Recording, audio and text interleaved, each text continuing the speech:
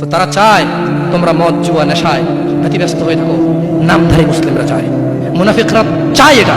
কাফেরদের দোষ দিয়ে লাভ নাই, 90% মুসলমান দেশ, আপনারাই তো বলেন। তা কাফের কি করে? এখানে এখানে মদের আড্ডার মালিক মুসলমান, এখানে গানের আড্ডার মালিক মুসলমান, এখানে ডিস কেবলের মালিক মুসলমান, এখানে মানুষ মারে মুসলমানের কথা, এখানে মানুষ বাঁচায় মুসলমানের কথা, এখানে দুজনে যায় উঠা নিয়ে চলে আসে কাউকে মুসলমানের কথায়, মুসলমানের বাড়ির নিচে মসজিদ, মুসলমানের দোকানের উপরে মসজিদ, মুসলমানের ঘরের পাশে মসজিদ, মুসলমান নামাজ আসে না, কাফের দোষ দিবেন কিভাবে আপনি?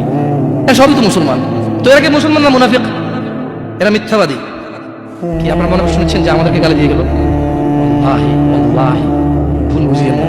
আমি এই কথাগুলো বলে বোঝাতে চাচ্ছি আপনি যে নামাজ পড়েন না, এটা ছাড়া বিকল্প নাই।